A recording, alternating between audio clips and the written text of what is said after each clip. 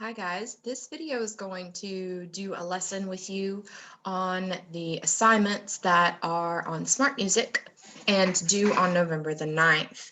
All of the assignments can be found in your green book if you want to look at hard copies of it. And so just as a reminder, you can go on Google Classroom and pull up these assignments. I am going to go ahead and pull those assignments up for you now. If you go to, pull this up for you and share screen. Let me do a share screen.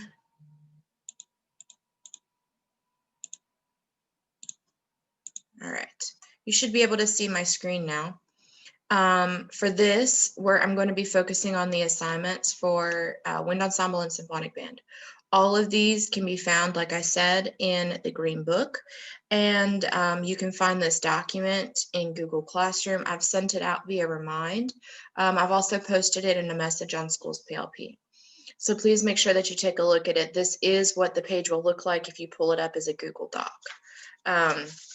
So the first thing that I'm going to do is we're going to take a look at, if you want to follow along in your green book, it's on page 6, it's number 21, and we're going to take a look at this now. I'm going to share my computer sound with you just to make sure. All right, so the first exercise, we're going to be doing a lot in this key of F. Now, I've opened this up in alto sax because I've got my saxophone today. So this assignment is going to take you through or this particular one is going to take you through an exercise in the key of F major. So this is number 21. If you look here, you have this little pattern here, and it's strange because if you look in the book on number 21, it actually shows you that the staccatos are above the notes in the sheet music on number 21. I'll put it up close to the screen. You can see the staccatos are above the notes in number 21. However, here, for some reason, and computers do that, it puts them below the notes. So just so that you can see the articulation differences, you have tongue, short tongue, then slur two, then short tongue, slur two, short tongue. What you want to remember here is the rhythm. The rhythm repeats itself throughout. So very simply from the very beginning, 1 and 2 and 3 and 4 and 1 and 3 and 1. And then that just repeats. The only rhythm that is different is this dotted half note here. And at the end, again, another dotted half note. This is a scale exercise. There's nothing more to it than that. I'm going to turn my metronome on. And I'm going to show you if we're just playing this. Now the assignment is at 90, and I'm going to do this very slowly. Let me turn the volume up on my metronome. I'm doing this at 70 right now, not at the tempo that's on the screen.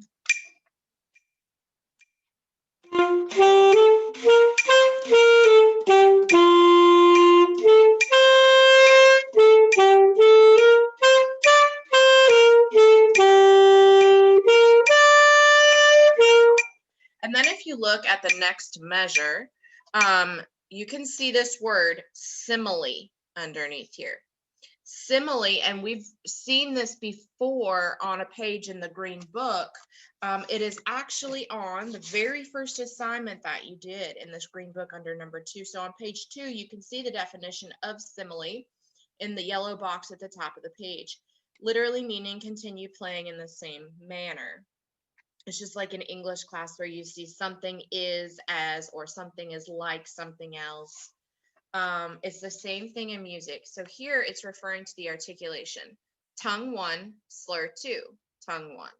Tongue 1, slur 2, tongue 1. Same thing is happening here. So let's take a listen. I'm going to turn the accompaniment down so you can hear the part.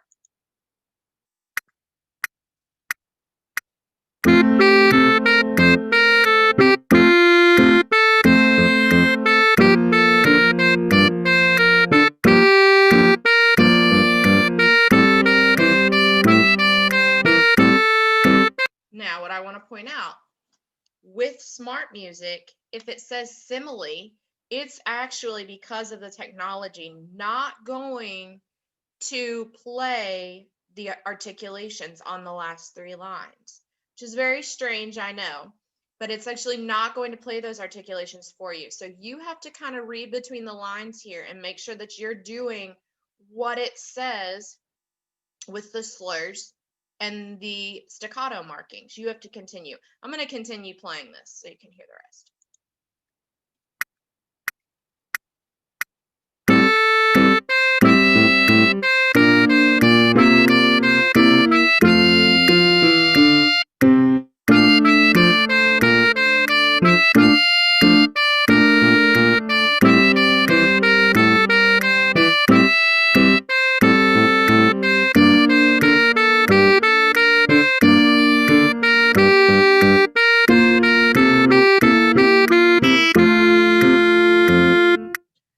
So this is actually a really simple little scalular pattern.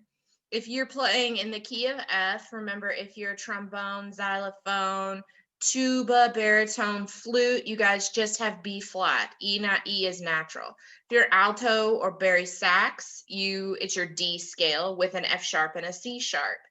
If you're tenor sax, any of the B flat instruments, that's your G scale. So B natural and F sharp in there, G to G with B natural and F sharp. And if you're French horns, it's all naturals. That's the natural side of your horn. So F major, B natural, E natural. So when we're playing this particular exercise, like I did before, please make sure that you are following the articulations very carefully. I'm not going to play through this whole thing. My suggestion to you, however, when you are practicing this, again, take it very slowly. I'm going to use the last 2 measures as an example of practicing. So if I'm going to practice this and say you're having trouble with a measure, I'm going to take it down even slower to 60. And 60 will really help. When you're practicing this, it's important to have your fingers move very, very quickly. So if you're going from, like, say, in this situation, this is a saxophone. So if you're going from an A to a G, which you already know, A to G, move your fingers quickly. Don't be lethargic about it like that. But move them quickly. Pop the buttons down. No, you don't have to like beat the buttons down where you're going like that, but just pop the buttons down easily. Quick fingers. That's what we call fast fingers. And it builds a little bit of finger independence as well. So if I'm practicing this, and I'm practicing it very slowly, do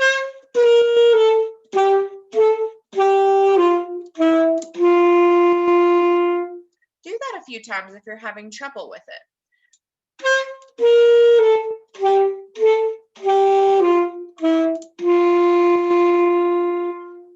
See, just something very, very simple. It keeps your fingers moving, and then you can go back, and you also have to make sure that your tongue is doing what you're in line with your fingers. So then you can go back and make it quicker.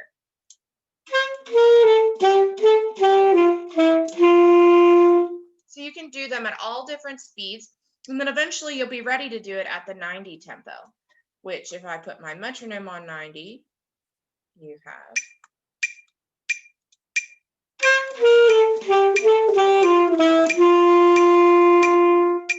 So just remember, you need to practice everything slowly. This is, again, a reminder, don't just rush through these. I've selected these to get you working your fingers and your articulations so that they line up with good tone. And you're at home right now, so yes, you have a little extra time. Take some time to really make yourself better.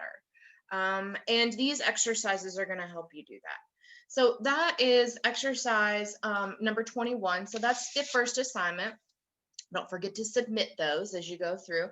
The next assignment is number 22, the British Grenadiers. This is a really famous little melody. And I'm going to load that exercise now on Smart Music. Here's the assignment list. The British Grenadiers, actually the percussion have the same assignment. So I'm going to do this on alto sax again because I have my saxophone out today. So let's see here. We're going to open up this title. What I want you to remember, and this is really strange that it does this, you don't have to play this pickup note If it were up to me, you would, but this assignment has that marked out in gray. This again is also in the key of F, so please make sure everything that I've done assigned all has to deal with the key of F or its relative minor scale of D minor. So again, we're in the key of F. I chose this particular assignment because it's a really famous little melody, British Grenadiers. Of course, it's from Great Britain, and it's an old melody that their people used to march to, and it was originally done by piccolos or fifes and drums. And but this particular one has some interesting rhythms. We really have different things in each measure. So if we were going to do this pickup, it would be and 1 and 2 and 1, 2 and a 1 and 2 E and a 1. I'm going to say that again. And 1 and 2 and 1, 2 and a 1 and 2 E and a 1. And 1 and 2 and 1, 2 and a 1 and 2 E and a 1. And then it changes. What I want you to pay particular attention to, not only the key signature, but also the time signature. We only have 2 beats in the measure here because we're in 2/4 time. So if I'm going to practice this one, and your assignment is not fast this week, guys. This one is not fast. I only have the tempo marking at 72. Let's take a little listen. I'm going to turn the accompaniment down so that you can hear the part here. Okay, my sound is on. Here we go. Let's take a little listen. I am going to turn the subdivisions on with the metronome so you can hear the 8th note pulse. Here we go.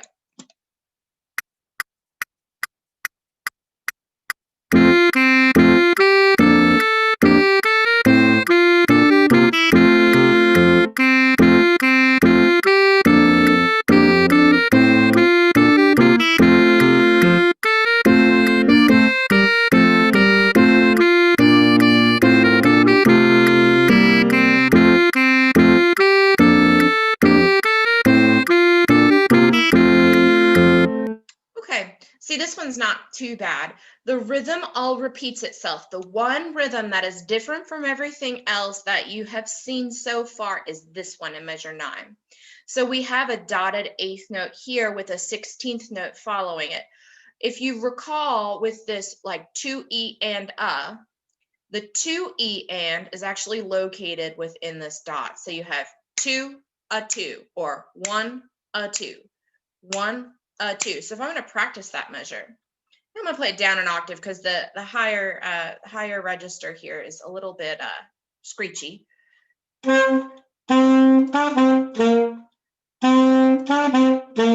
So when you practice that measure, 1, a 2, and what's really nice though, it's just a scalular pattern. You have a little, you go up 1 and then down 1. So you're focused around the 5th note of the scale.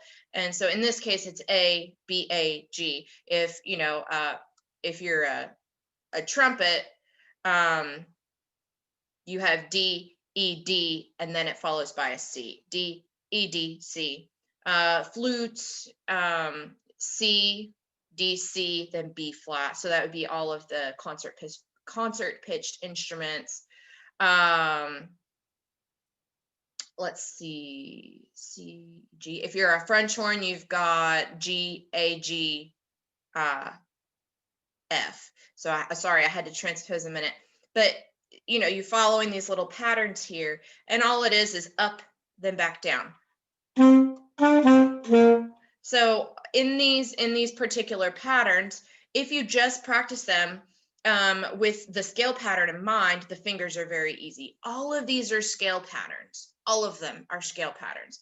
I'm going to play through this very slowly. In fact, I'm going to put my metronome back down. I'm going to turn this down to 60. And we're going to practice it, and feel free to play along with me as I do this. I'm going to practice it at 60. And the reason is I want to make sure my fingers are doing exactly what I want them to do. Feel free to play along with me. Here it is.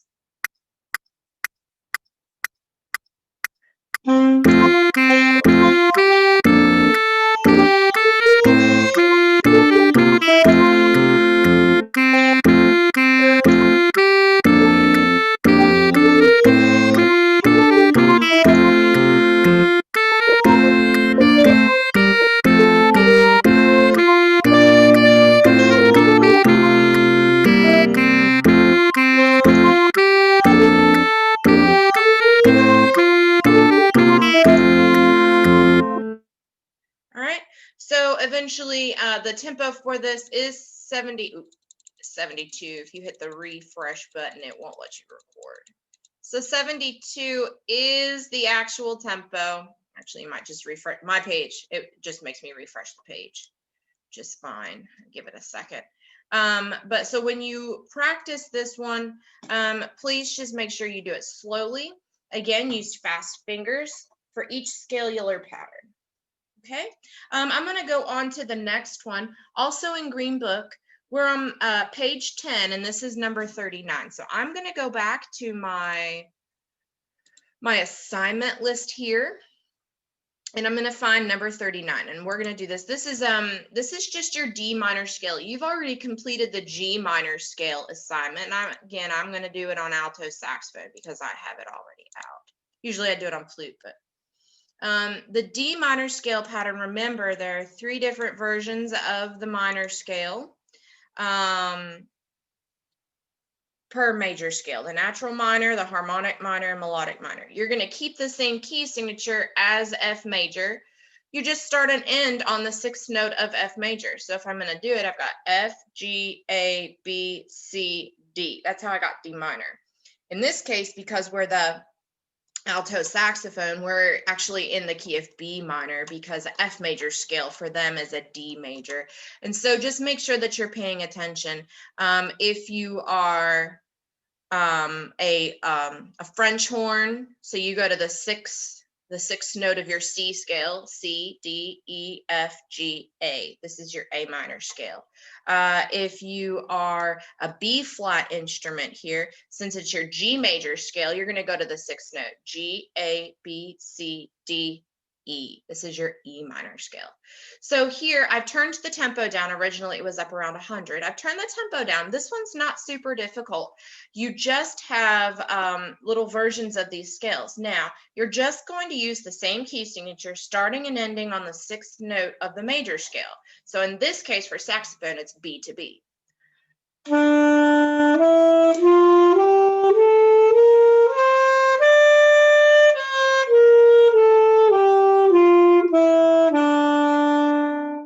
So that's the natural minor. I'm not changing any of the notes with accidentals. Now we're going to go to the harmonic minor version, which starts in 1, 2, 3, 4, 5, the 6th measure here. Okay, the harmonic minor version. And all we're doing is using the exact same notes, but we raise the 7th note a half step. Raise that 7th note a half step. This is my favorite minor scale. I think it kind of sounds Middle Eastern, and I really kind of like the flavor you get from it.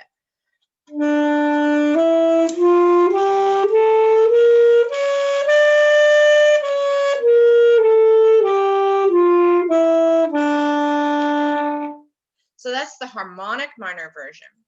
Now we get a little trickier because we're going on to the melodic minor version, and we've worked on these before, but just in a different key.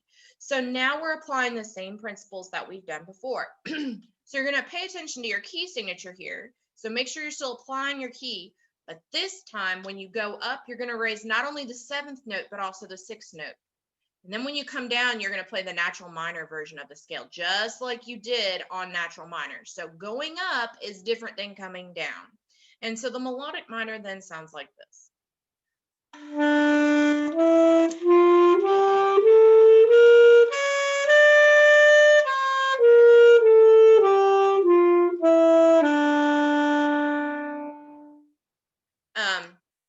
Then when you do the arpeggio right here, remember we're just building the basic chords of the scale, 1, 3, 5 here, and then of course an octave higher.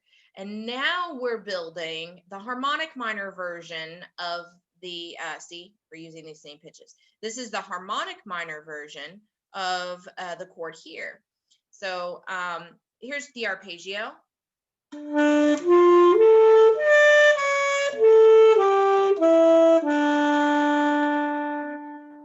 So let's take a listen to this one with the accompaniment. Again, I'm going to turn the accompaniment down a little because I tend to make it.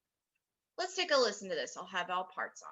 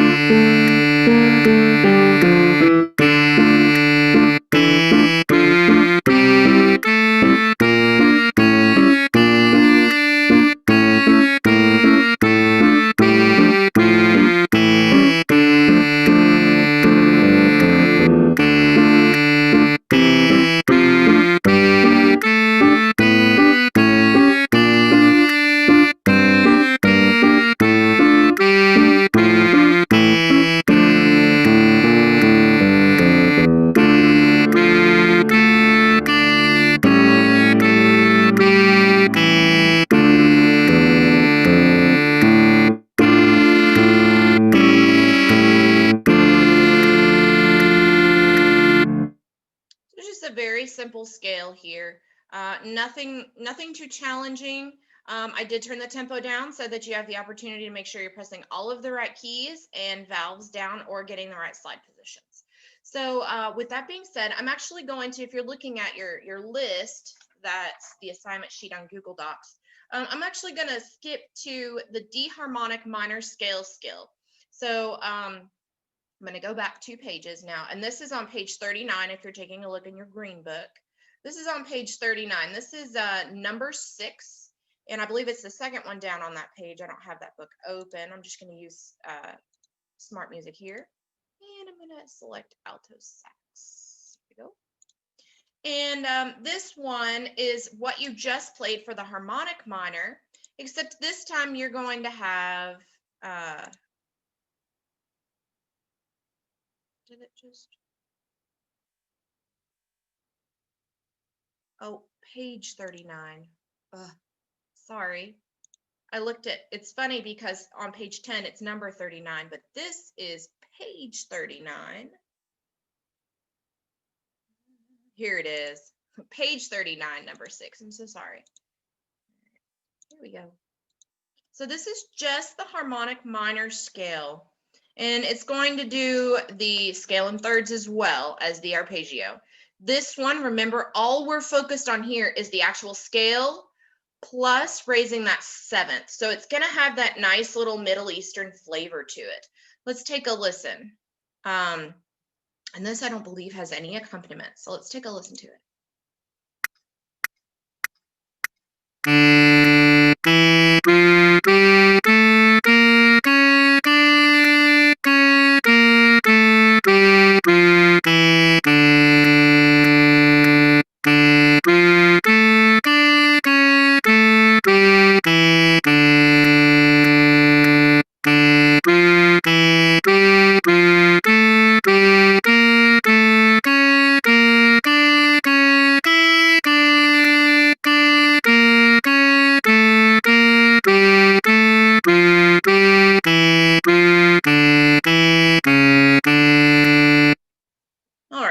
I'm not going to play this one for you, but what I do want you to remember, you don't have to slur anything. So don't think about the articulation, just thinking about where your fingers are going.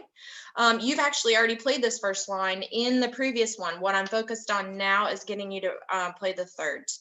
This is not done in eighth notes. This is just slow. We're just getting used to playing these minor scales. So really take your time with this. So the next thing that I'm going to have you do, or I'm going to take a look at, is back on page 11 if you're following along in your green book. Back on page 11 here. All right, we're going to take a look at number 44. Number 44, excuse me, is a very simple little study in rhythm, which is why I picked it. So it allows us to go forward with rhythm here. Again, this is super important, knowing your rhythms. And it does it all on the same note. What's nice here is you have to learn to count these rhythms. You just can't play them. So let's take a look. First of all, andantino is like a medium, a little walking pace. So it's kind of like a walking pace, a little faster. So it's kind of like a fast walk. So if you're taking a look at these here, we're in 2/4 time. So there's only going to be 2 numbers in each measure. Just taking a look, 1 E N 2, 1 E N 2. Then it repeats, 1 E N 2, 1 E N 2. And the next one, 1 E N 2, 1 and 2. Repeat, 1 E N 2, 1 and 2. And then here on letter C, 1 E N 2, E N 2.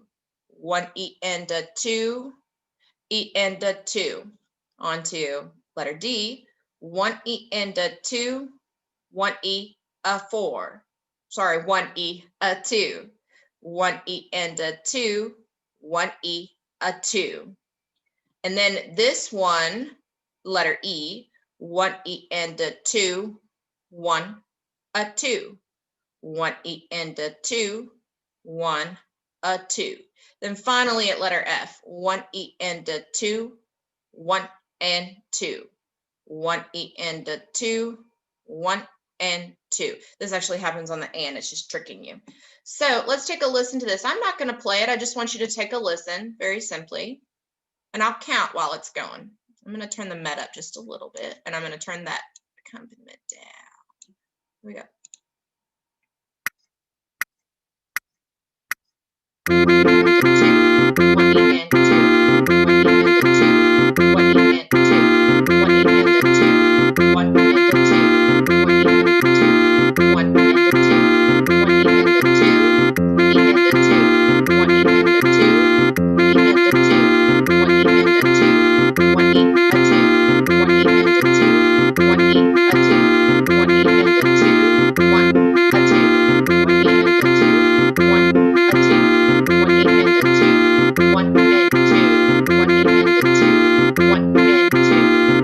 So don't let that mess with you too much.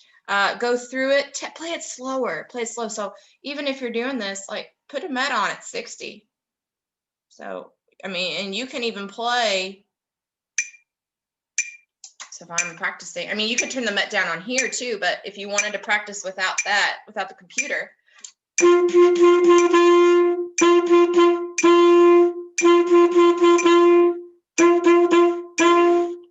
You could practice either way. It's up to you. You can practice it however you want to. Really focusing in on the rhythm here. That's what's really important, is the rhythm. All right, so now I'm going to take a look at the last assignment that's due on Monday, November the 9th. And this one, if you're looking at your book, is on page 14, and it is number 55. This is also a really famous little tune here. Find it. Where is it? Did I already do this one? I think I did.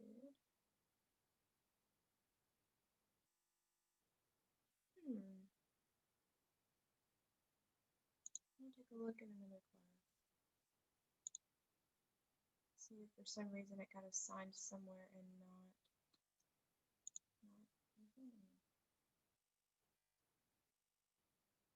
Okay, it is not there. So I will put it up for you. If you're taking a look at the green book here, it is on page 14. So I'm actually just going to work on this one with you. This one's called Now Is the Month of May. Thomas Morley lived during the Renaissance period. The Renaissance lasted from 1450 to 1600. And if you notice here, Thomas Morley wrote this little tune. This is actually a tune that is what we call a secular tune, and meaning that it is non-religious music. It was a nice little dance tune. And in this style that we have here, this piece, this is a lot of fun. I studied this before. It's a really cute little tune. But what's interesting about the way this is written is you can play it in either common time or in cut time.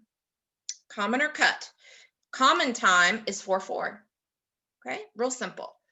Cut time is 2/2. So instead of playing 1, 2, 3, 4, cut time would be 1, 2, 3, 4, 1, 2, 3, 4. So that's the difference. I mean, all it is that where the main beat is, or 1, 2, 3, 4 in common time, which is 4/4, or 1, 2, 3, 4, 1, 2, 3, 4. So if we're taking a look at, and I could probably actually pull it up here. You know, I'll pull it up. Let me see if I can pull it up quickly. We'll go here. And I'll pull it up in method books, see if it pops up.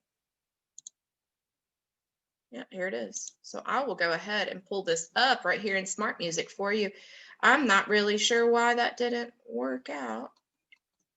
I'll take a look. Here it is. Now is the month of May. And I want to open this up. And we're going to take a look at this. This is a great little exercise. And I've got my sax, so we're just going to look at it. Here, it's easier to do that than to look at the book. All right, so this again is an F major. We're working those notes in F major. Now is the month of May. I really love this tune. I think this one is going to take you faster because I'm trying to get you to read it as in common time, but faster also in cut time. So you could think of it either way. This little tune was is for dancing. So let's take a listen.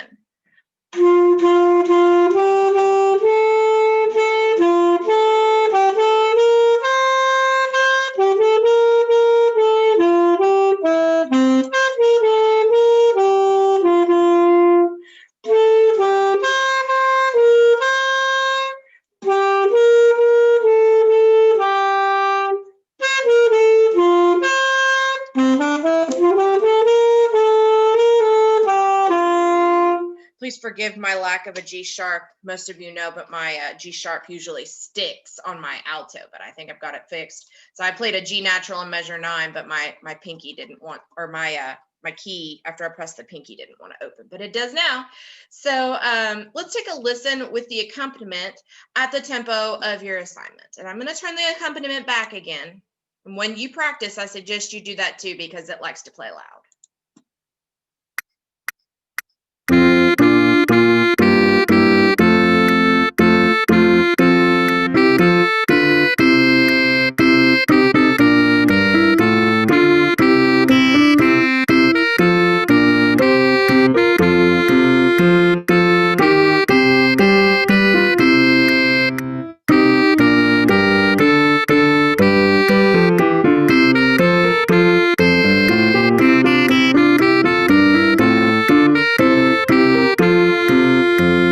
So this one has a couple of little dotted rhythms in it.